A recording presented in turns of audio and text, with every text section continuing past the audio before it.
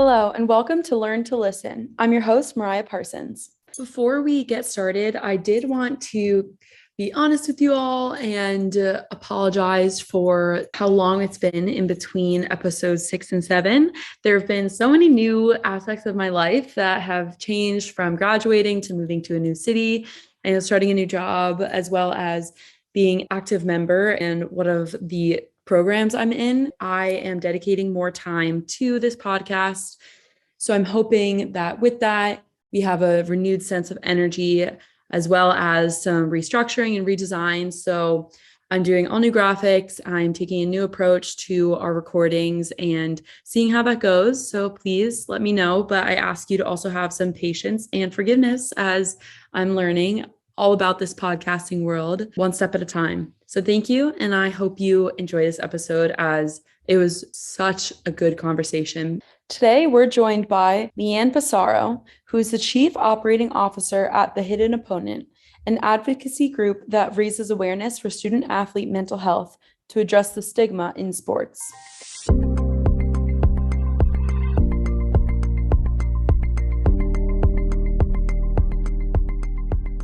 But yeah, so I would love to know kind of how you started with The Hidden Opponent and just like your story for our listeners. Because, I know it and through our connection with Athletes for Hope, but I'd love to have you share. Absolutely. So I was a college athlete myself, and let's start from the beginning, actually. I played college soccer, and back in high school, I suffered the loss of a friend and former teammate to suicide, and her name's Madison Holleran. And her story has really blown up in the media, and ESPN wrote an article about her. She was covered in the New York Times and really big outlets. And her family has really come forth and made this huge stand for mental health. And I remember when I was 16, when this happened, that really shattered my world and popped my bubble of innocence, per se. So it's always been something that's been at the forefront of my mind since then. And I remember, I really looked up to this person as a student and an athlete and, a friend and whatever. And I just remember thinking wow, this is a problem that I've never really been exposed to or thought of. Fast forward a little bit later in my high school career, I'm suffering from my own concussions and start to feel the ramifications of that, of being sidelined from sport, of concussion recovery and all that comes with that. And I start getting really, really anxious. And I've never really been a person to be nervous about things. I think my friends would consider me super laid back. But I remember just being extremely nervous all the time and not quite sure what to do about it. So, I started my own mental health journey kind of back then in high school and continued through college with, seeking support, seeking medication, whatnot, and kind of building my support system around me to manage that. And my college career was definitely difficult as well, in the sense that I played for a very difficult coach to navigate. And that took a real beating to my mental game and my love of the sport. And I guess I started seeing a lot of these issues come up again in college. I saw 2 football players attempts to take their lives on my campus. One was someone I knew pretty well, and he's no longer with us. And I remember just being so confused and distraught as to why the conversation of how he died was kind of swept under the rug by my university. And, I understand legal things and privacy matters and whatnot, but Right. I was really just looking for some kind of response that was different than just let's have a vigil and move on. And then, I'd say, I don't quite remember, maybe 6 months later, another football player, luckily he's, still alive, but severe damage. And I just remember thinking, this is way too much. This is a very small school, 2,000 people big. you kind of know everyone's name. And I just saw this trend of, it's athletes. Right. And why is that? So I started kind of blogging about it on Instagram a little bit, writing poetry about it. So I was doing a poetry project, and my professor was like, Leeann, this is really powerful work. And I think this is something that you could continue after this class ends. And I was like, I don't know, like, we'll see. And I kind of let it slide for a while, maybe 6 months. And then when this second student athlete story came out on my campus, I was like, you know what, let me bring this back. Like, maybe my professor had the right idea. So I just started talking about it on Instagram on this platform, and kind of saw it grow pretty quickly in the community of, my college. I remember I had like a handful of kids that I was friendly with or tangentially friends with kind of just DM me and be like, hey, I really appreciate that you're doing this, by the way. Like, That's this awesome. means something. Yeah. And it was really cool to see, like, even this, like, I remember one really, like, big beefy football guy, super macho dude. He's a frat boy, I remember Uh-huh. he DM'd me, and I was like, wow, like, this means something. Also, like, he has no reason to say this, like, he has no reason to reach out about this. So that was really cool to see. And I didn't really plan on doing anything else with it except, posting once in a while or writing down my thoughts. But yeah. And then let's say, life happens. We're continuing through college, and then it's my senior year. It's about March of my senior year. And I got linked up to Victoria through a mutual friend of sorts, kind of not even a friend, but like a LinkedIn connection. Oh, And so, yeah, shout out to LinkedIn. yeah, right. um, Linked up to Victoria through that. And she was kind of in a place where she needed support with the hidden opponent and couldn't manage like her own business with that. And we kind of became friendly through that, started working together. And over the course of the past year, like, we've become, like, best friends, honestly, as Uh-huh. well as co-partners in the hidden opponent. So it's been crazy journey. Like, I really do think that this is like some kind of force that put us together. And yeah, it's really funny. She actually visited my school back in February of that year, and it wasn't really well promoted, or maybe it was, to all the student athletes. And at the time I wasn't a student athlete, so I like didn't see it or something. Mhm. But I ended up going just like see what it was about. And I went up to her afterwards and I was like, hey, like, I really appreciate what you're doing. Like, I kind of do the same stuff here on campus. Like, would love to connect further. And she gave me her email. And I actually never emailed her because like the pandemic hit like the next week or something. And that washed over everyone's lives. Right. Like, as if, yeah, I had no time for thinking of anything. So I never emailed her, which is so funny. And I guess like the world still throws together, which is really, really cool. So it's funny because we have now been like really good friends for the last over a year. And we say like we've never met in person, even though we like kind of did way back in February of like 2020. But yeah, it'll be cool when we actually get to meet and hang out for real now. Yeah. Yeah, it's so interesting how some people, over over Zoom and everything, you've just been working together and never actually met in person, but that's just Yeah, it's the crazy. normal thing these days.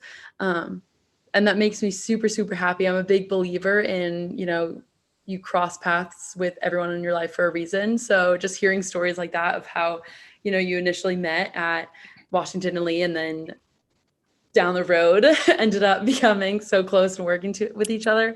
That's fantastic to hear. Yeah, I totally believe in that stuff too. I think Uh, it's all kind of too good to be true. So yeah. very lucky, very blessed, and excited to see what comes next. And thank you for sharing too about, your own story and Yeah.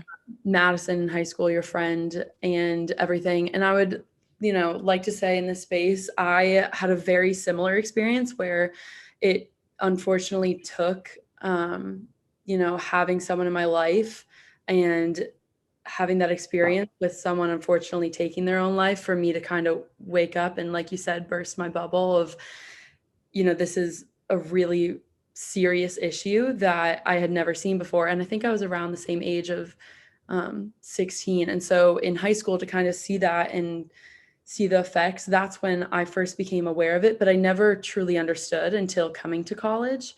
And so similarly, I think I really started to struggle when I broke my rib, and I felt like I didn't have the same support system that I had when I was competing, because I get a lot of my energy and my personal drive from competing. And so when I kind of had that physical aspect taken away, I think my mental, you said mental game, but started to kind of weaken as my body had weakened. And I wonder if you'd felt a similar relationship, and if we could dive into that a little bit more as to why you think that happens. Because I've seen that Yeah. with other teammates as well. Yeah, absolutely. I mean, I was fortunate to never have a severe like physical injury, Mm-hmm. but I had so many concussions, and it's crazy because like those are serious legitimate injuries, but I struggled so hard because it's something that you can't see, and it's something that my coach can't see. Mm-hmm. For sure. And like I remember, I think the last couple of years there's been a ton more research and emphasis and prevention on concussions, but there's still a stigma of sorts around it. And we're not quite sure the proper return to play protocol still. And I think we'll still be learning about this in so like years and years in the future. But those concussions were really hard for me because it it was something that, like, I don't know if you've ever had a concussion, but for I have, me it was something. You so haven't? Yeah. So for me it was like I couldn't, and this is going to sound crazy, but I couldn't tell if I was like manifesting symptoms or not. And mm-hmm. obviously I wanted to be on the field. I wanted to be playing. Like that's any athlete, obviously. But I was also scared. Like I was scared that I was ruining my head, I was ruining my brain. I'd had a couple, people throw out, oh, once you have three, like you should stop, or once you have whatever, you should stop. So, I was scared of that. I was wondering if it was my anxiety that was triggering symptoms, or was the concussion triggering the anxiety, so you run into this feedback loop of just like crazy symptoms and emotional symptoms as well. So I think that was really tricky for me. Um, and honestly, is maybe one of the most like mentally exhausting kind of um, injuries, because there is no correct answer. There is no kind of protocol per se. So, I got through that with the help of my one athletic trainer. Like she's incredible and really just was everything I needed during that time. But my coach was not what I needed. And that, added a whole nother layer of stress. So yeah, I mean, I think for me, a lot of my mental stuff revolved around concussions. I'm fortunate, I never had like a knee injury or anything serious, at least like that. I'd say Um, having concussions is serious, but yeah, yeah, I get your definitely point. Not serious, like but a fraction or a fracture on a MRI or anything right. like Yeah. that. Like a never like a long-term, like, rehab type program or whatnot. And so, but I did see my friends go through those kind of things, and obviously how stressful and hard those are. But concussions, I think, add this whole new layer of mental vulnerability, and hard to explain to people and whatnot. So that was definitely hard for me. And, there's a ton of research out there about how they affect you long term and affect your mentality. So, yeah, I definitely think, and I definitely recognize a correlation between my first concussion and um, like ongoing anxiety after that. Whether that's, something that the concussion triggered, or, happened at the same time or whatnot, who knows? But yeah, Mhm. it's kind of my story with that. Right. And I'm so glad you shared that because, like I said earlier, I haven't had a concussion, but I've had a teammate who had a pretty, repetitive and bad concussions. And I really related to the cycle that you referred to, of that mental loop of, am I creating these symptoms for myself, or is there actually something wrong? So I'll share a little bit about, my injury. So I didn't know for like 2 weeks that I had actually, completely fractured my rib. And I thought it was just a muscle strain, because that's kind of what the symptoms felt like. And so I was doing some rehab and trying to stretch it out and whatnot, but it got to a point where it was so painful that we finally said, like, let's go in for an x-ray. And how it works is you have to get the x-ray before the MRI. But hairline fractures, and complete fractures on ribs, because they are so small, usually don't show up on x-rays. So I'd gotten the x-ray, there was nothing there. So I was like, okay, I definitely am just going crazy, and I think it's just muscular, whatever. And then I remember twisting my body one way, and my legs went opposite, like just trying to get that stretch. And I had such like a jolt of pain that I knew something had gone Right. wrong. And I was thankfully with my trainer at the time, doing rehab, and she saw it too. Like the pain was, pretty evident. And that the next day we got an MRI and saw that there was a break there. But for those 2 weeks leading up to it, I really thought that I had, convinced myself that I was just too tired right now. And like, I was mentally trying to wrap myself out of the sport to like take a break. And I loved going to practice, but of course, as every athlete will say, there's, those test days or those really hard days that every, practice, it can add up to a lot. And so, it was this weird balance, like you were just saying, with concussions. And I can't imagine, not having that MRI to kind of back me up and say like, oh no, it's validating me that I'm feeling Right. pain. But it was such a weird phenomenon to try and, I guess, maneuver through, because then I was showing like teammates and my coaches and being like, no, this is what's going on. But then right after I kind of got that validation, I started to feel guilty about, not being able to train as hard and not being able to go through the same really rigorous workout schedules that we had for winter training. Because for rowing, that's, the winter is when you're doing those long workouts inside, Right. indoors on the rowing machine. And so then it kind of released or it manifested a whole guilt cycle on top of that. And that was a lot. I think that's where a lot of my like mental health struggles came from, is trying to balance, taking some time, and everyone in my life telling me like, oh no, you need to take time. This is part of the recovery process. But then also internally feeling like I shouldn't be able to do this. Like Right. does that make That's sense? so, yeah, it's so funny because I'm sitting here thinking, like, wow, I don't know if I've ever really vocalized this whole thought process of mine of like, am I making this injury up?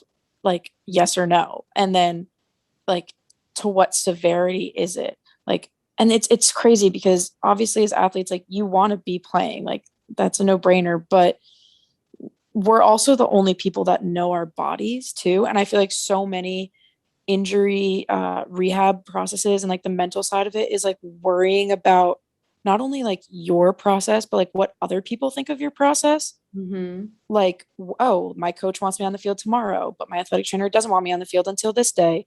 But my teammates want me, like maybe my teammates think I'm making this up, like blah blah blah. And I remember like for me, the one really bad concussion in college happened in a game, and I got rocked. Like I got a girl's cleat. I was a soccer goalie, so I got a girl's cleat to my head, and she just ran through me. And the film of it is a little blurry, but like you can tell I'm down for the count kind of thing.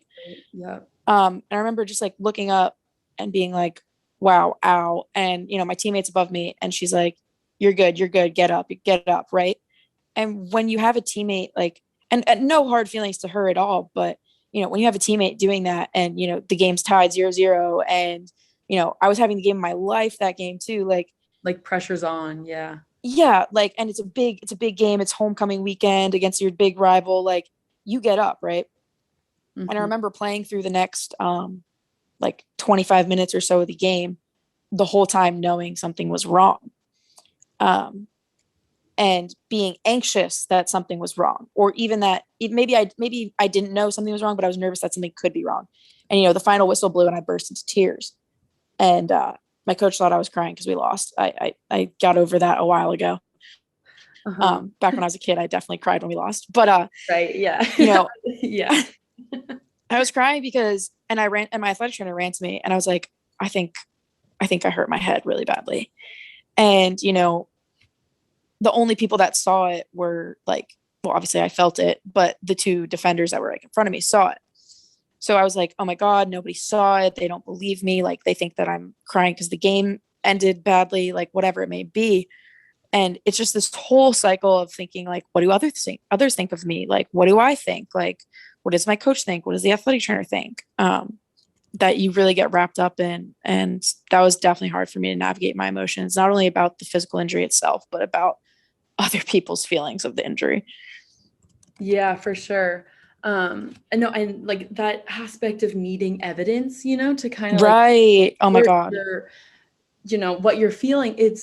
That's, the most tragic part about mental health is that there is oftentimes no evidence, and right. or at least, not comparable to physical evidence like we have in society. But it's just such a weird phenomenon. And I used to not be able to vocalize what was going on, I think, because I was way too immersed in it. And, I think that just reflects on, we think that we glorify a little bit like the grind and really like sticking through pain, making you stronger. And, if you're kind of like tapping out, then it reflects on the person. And it gets complicated in athletics, of course, because with your competition, you don't want to show like any weakness whatsoever. Right.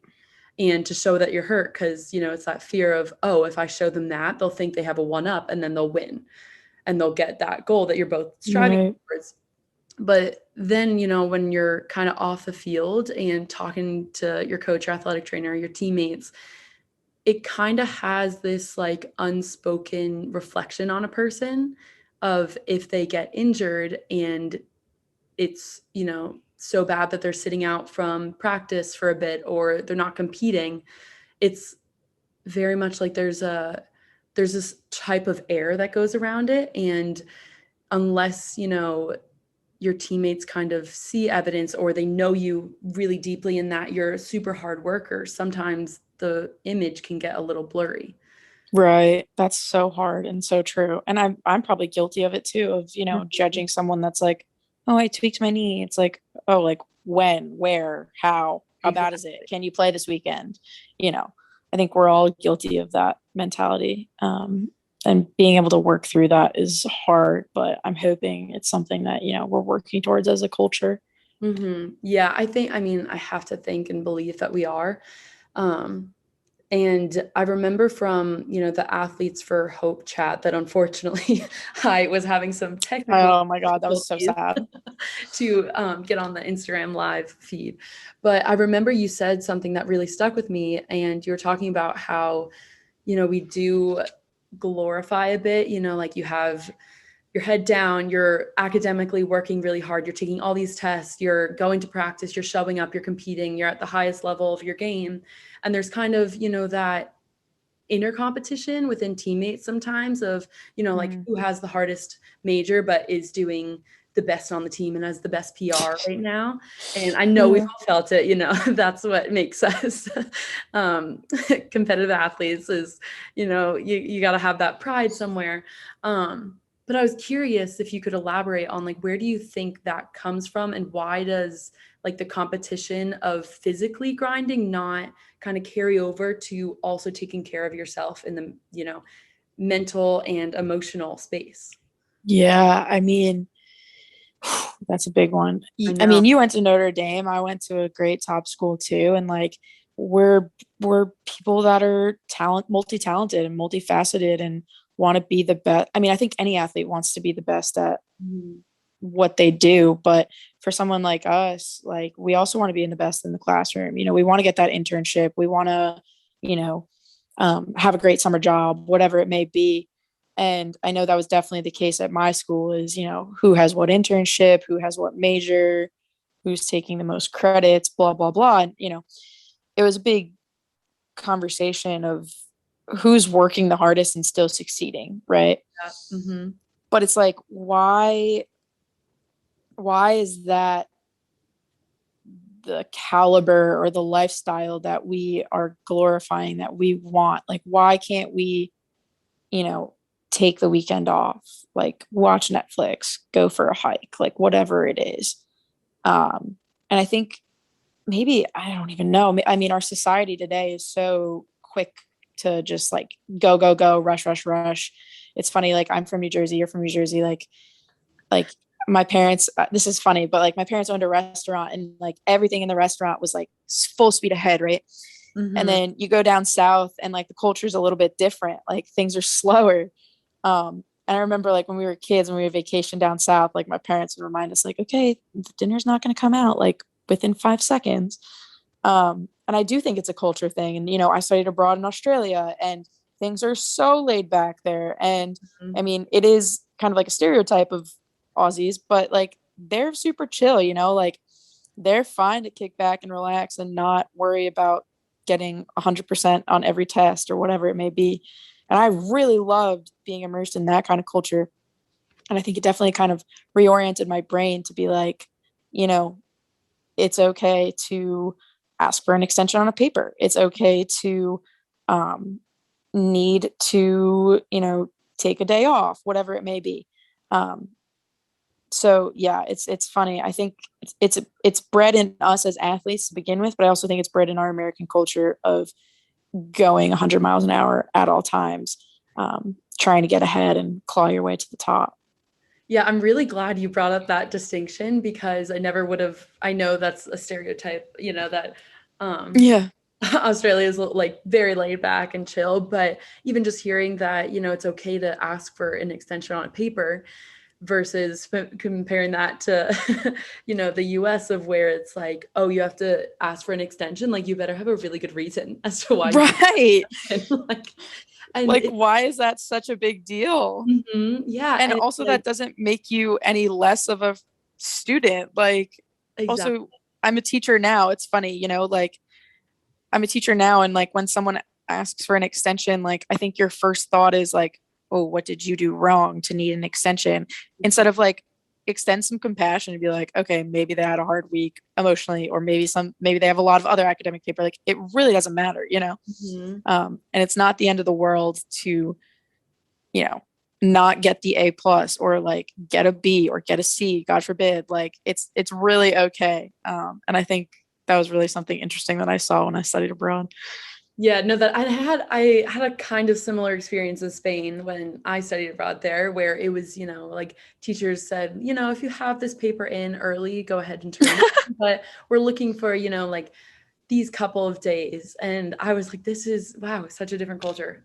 So that's just Yeah, one interesting thing. But I'm hoping that, that's where we're moving towards. And I really do think one of the unpredicted consequences of COVID is that more people are compassionate and appreciative of time, and people spending more time with their families and doing what they really love. So I hope that definitely. schools tend to have a little bit more forgiveness in our educational system, and see that everyone needs a break. Teachers too, like, say they don't. That's for sure. Yeah, like, you being a teacher, like if you need more time to grade those papers, like, Right, what's right, the difference of a day or two going to make to the students? But it probably makes a huge difference to the teachers. So I think, right. like, it can go both ways of, you know, we're all human and need that Literally. break, um, every once in a while.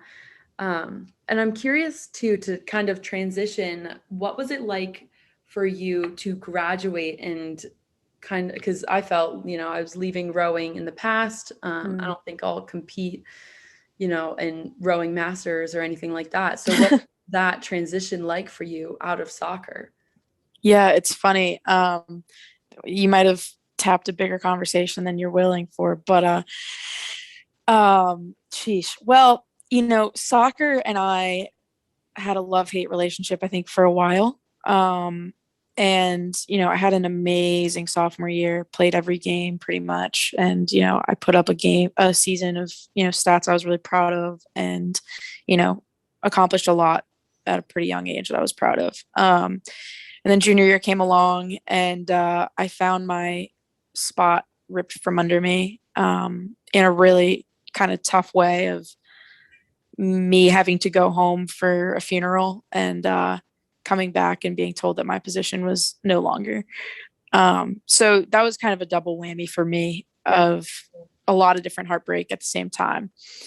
And I think that was just, while it was a pill to swallow, soccer was always kind of, I think soccer for me at the next level was like a gift, not necessarily something that I thought I needed to be successful.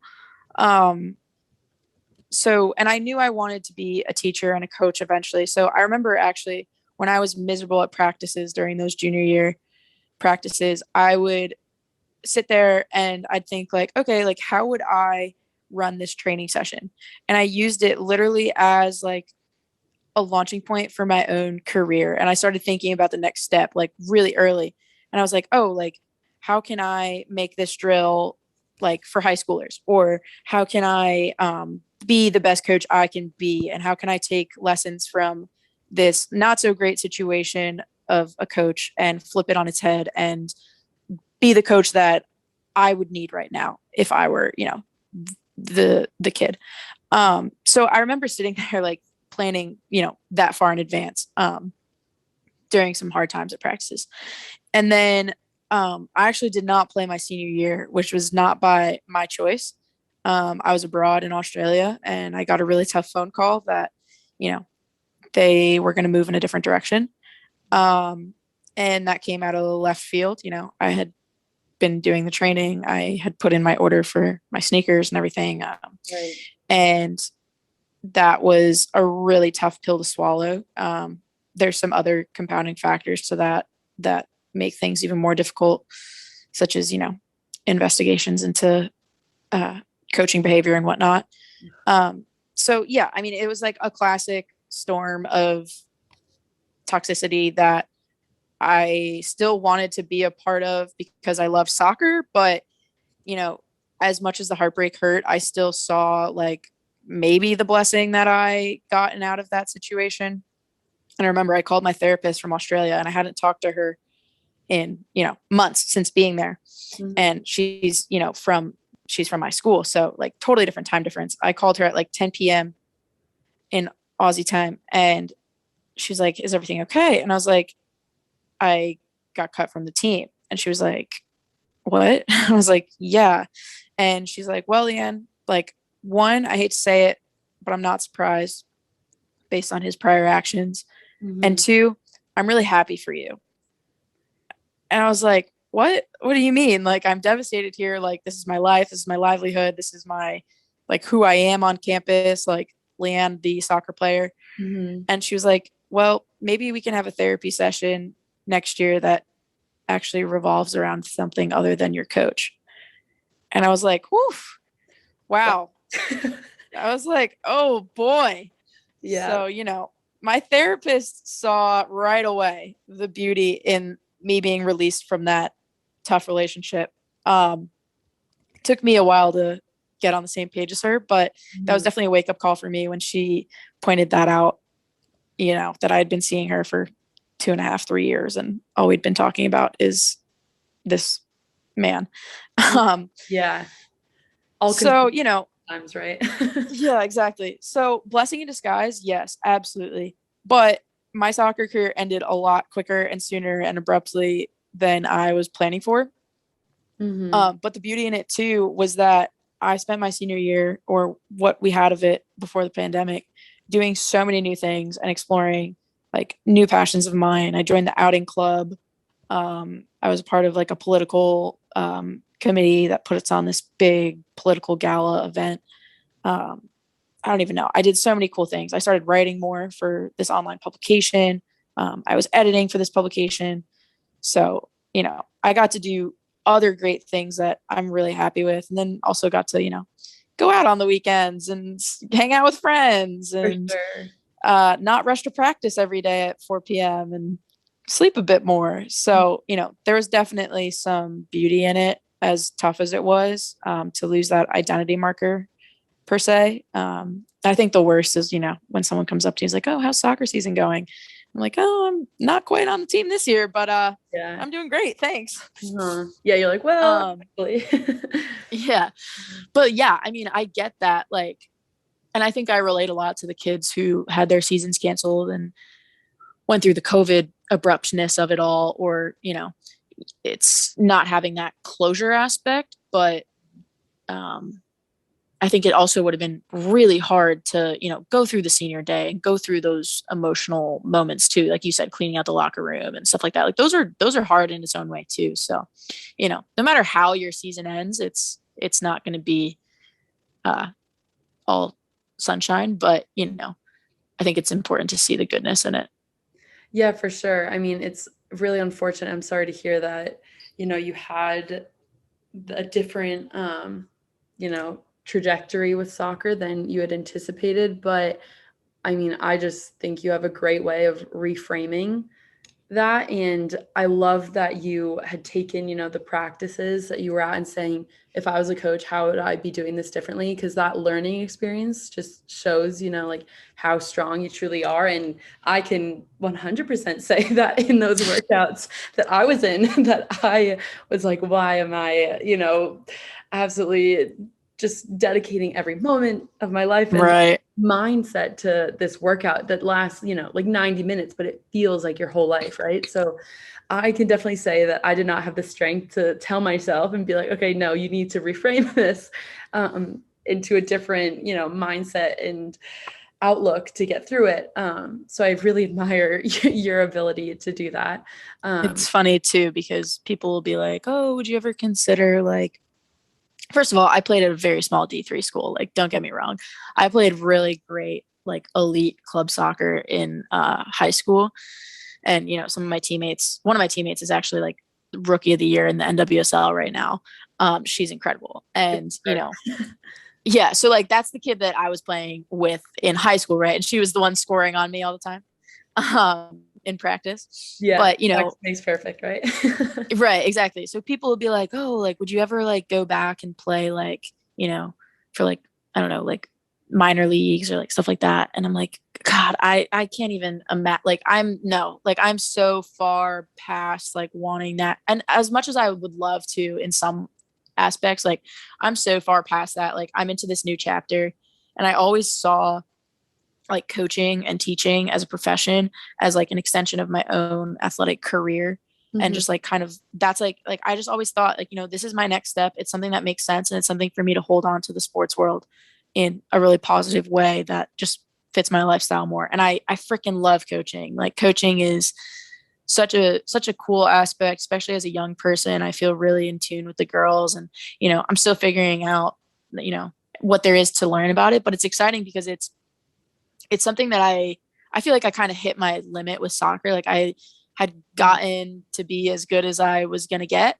Like I reached what I wanted to reach, and eventually I feel like you probably do plateau. And I didn't necessarily have the drive to keep improving that much. But in coaching, I find myself looking up new strategies, like wanting to get better at playmaking or running an efficient practice or whatever it is. And it's just this awesome new challenge of, getting better at something that I'm passionate about. So I really see that translate really well. Yeah, and I think it's a great, parallel of still having soccer, which played such a huge role in your life growing up, and being able to share that joy with other people and teach them. But it really changes I guess, your relationship with soccer, because at least for me, I coach for my high school team back home in the summer for Oh, rowing. Yeah, so very that's similar. so cute. Yeah, very similar experience where I was fortunate enough to coach a lot of the people now who I've seen, crush it at like the upper level competitions. And it really, for me, was the best part of having rowing in my life, other than, of course, the people I've met and the things I accomplished. But having this, other sense of being able to I don't want to say like serve or share, but kind of be this Yeah, role model for, like younger athletes of like, oh no, you can have a healthy balance with rowing and outside life, and knowing that you have people who support you in and out of rowing. I think that's so crucial because I had that right. growing up. So I love kind of being able to be on the other side of things and kind of give back in a way to the programs that have given me so much. Yeah, I mean, this past year, I actually found like the most joy and happiness and success in coaching lacrosse, which is actually really funny. I played a year of lacrosse in college. Oh, so I played lacrosse in middle school. Mhm. Not good at all. Um, it was just, something that I played just about everything when I was growing up. Mhm.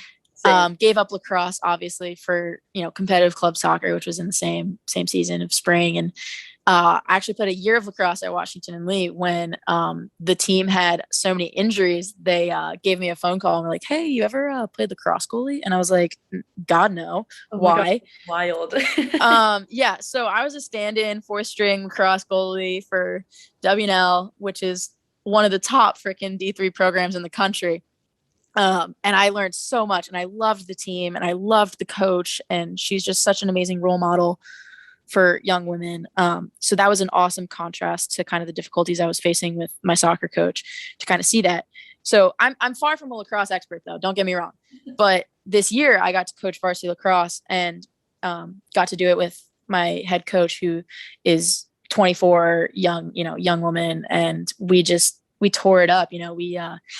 We're first Sure. time district champions, first time to the regional tournament, so we did amazing stuff with those girls. And, I remember it was like day one and my head coach was like, "We're going to make them run a mile." And I was like, "Oh God, it's the stuff that I hated when my coaches made us do." And she's like, "No, we have to do it." I was like, "Okay, you're right." So I was the mile person. And before they ran, I made them like say affirmations out loud.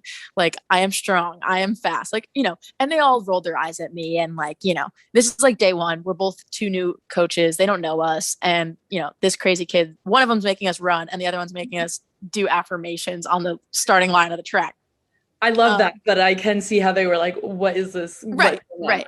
Mhm. So, but it's so funny because like through the course of the season, like those affirmations became like maybe not daily, but it was often. Like we did them in a group huddle, like, after practice one day, like, "Oh, let's get some affirmations going." And people would just throw out, "We are resilient, we are hardworking," whatever it is.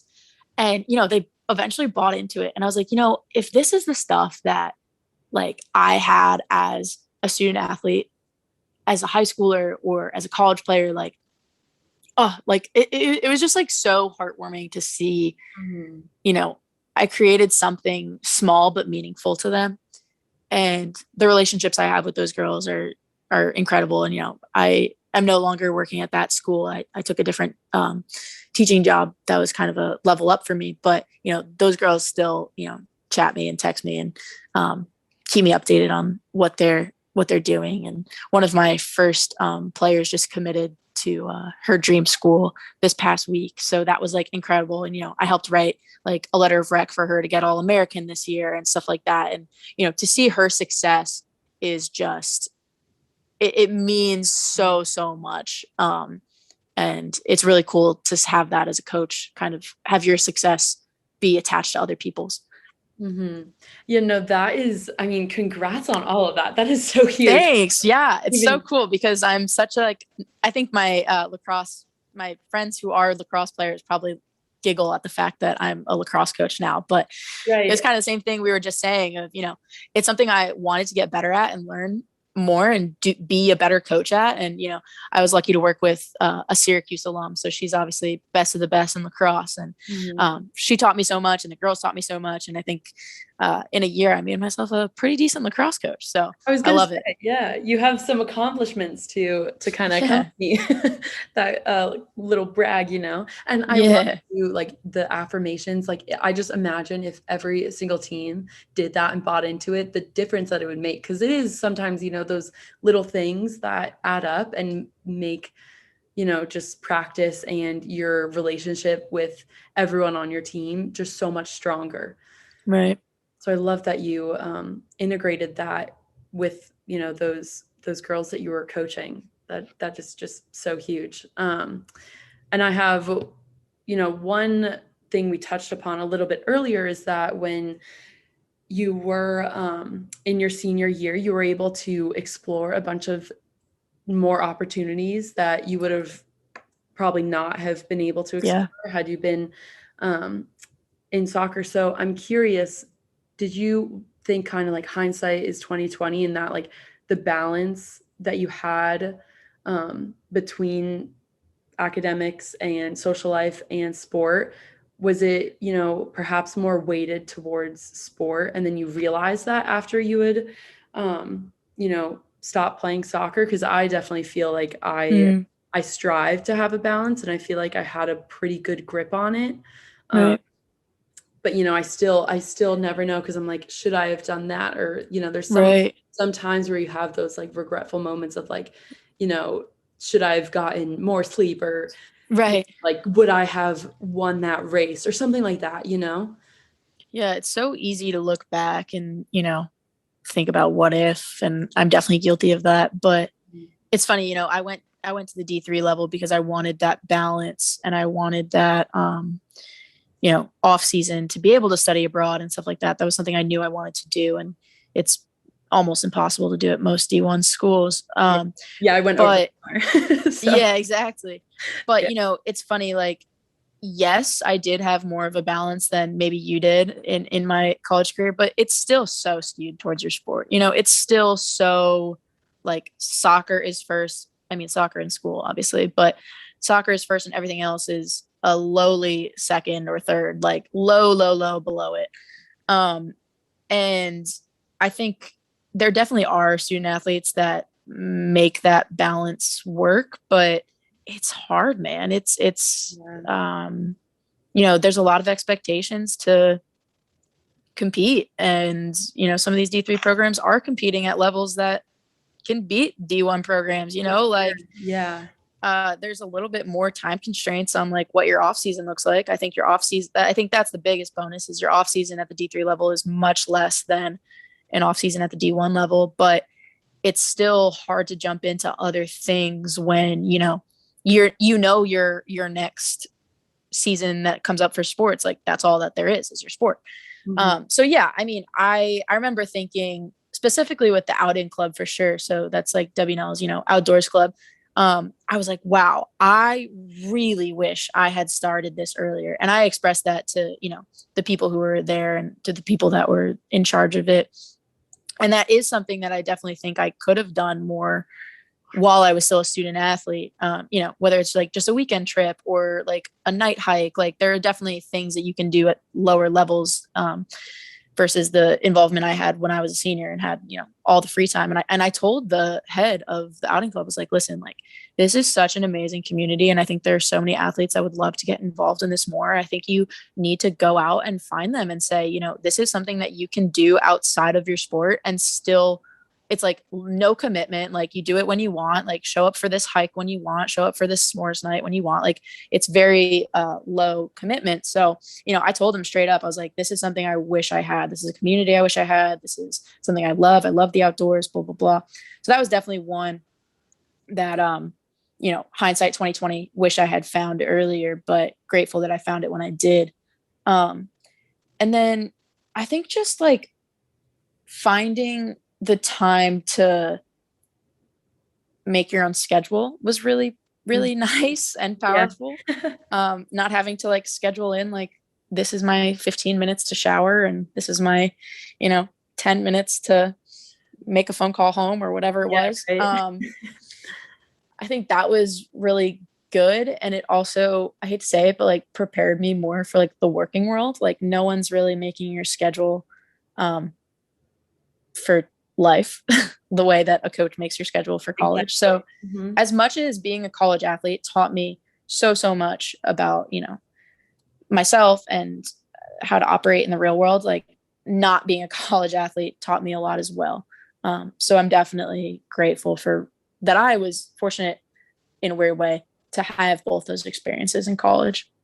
Yeah, for sure. And no, I completely agree. Now, having graduated and, being in the working world, it is so different that I, just get the privilege of making my own workouts and like, Oh God, I haven't made my own workouts in ever. I don't even do that anymore, which is like crazy to say. So good for you for like going after it.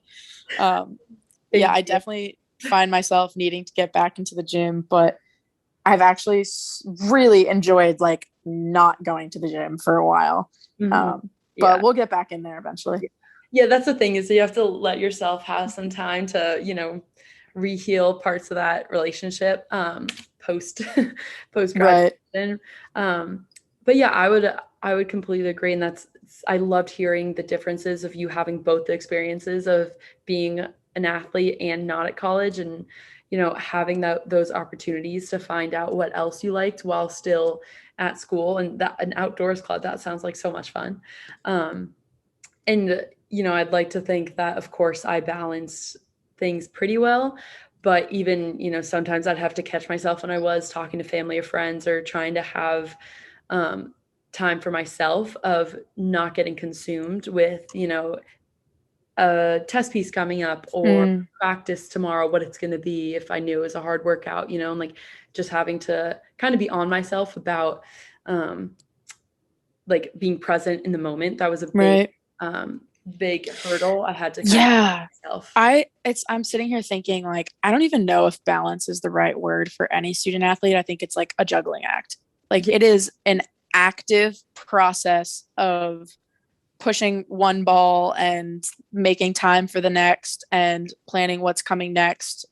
Like it is no part of it is like passive. And I think of balance as like a passive process of um I don't know, maybe the life that we're living a bit more now of um work and finding time for ourselves and finding time for friends and family, like that feels more balanced to me, whereas being a college athlete was like a very active process of keeping all the balls in the air. And it's funny because we do use that word balance all the time, but maybe this is me thinking that we're going to change that word to a juggling act.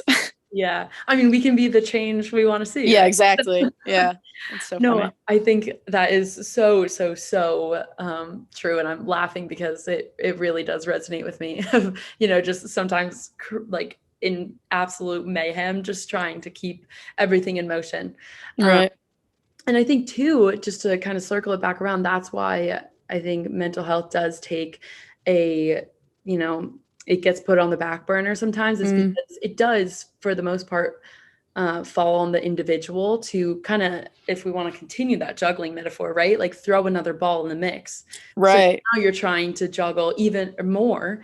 And I think that's, why it can be harder, as in addition to everything we discussed today, but just harder to take a moment and refocus and take time for ourselves when we already want to give so much time to everything else. Yeah, I'd say most athletes don't even have the mental health or self care ball in the Yeah. air because it's just like another one to add to the plate. Even though, like, I think a big thing that a lot of us are advocating for now is that those things don't have to be long, lengthy processes. They can be like small, little um, resets, whether it's, taking 5 minutes to do nothing in between activities. Like, listening to music or I don't know, like Yeah. silly, like doing a face mask before you go to bed, like whatever it is, like they can be small, short things that aren't very, time consuming or energy consuming that you can just add to your routine that maybe have benefits that are tenfold. Yeah, exactly. Maybe, make that mental health ball a little bit smaller, make some Yeah. a basketball, maybe it's a softball, something like that, Oh my God, I love this. This is so funny. right?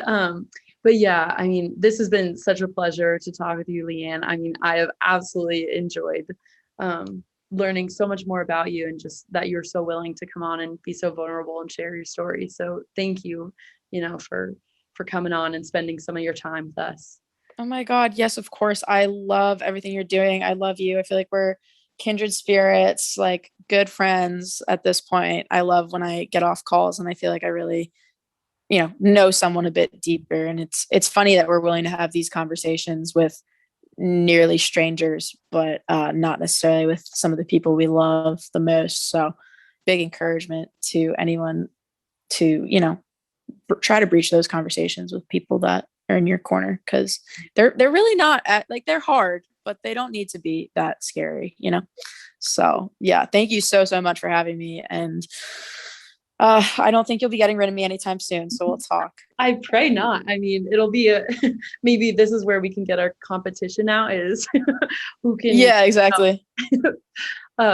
Like keep in contact the best. But yeah, again, it's been so great.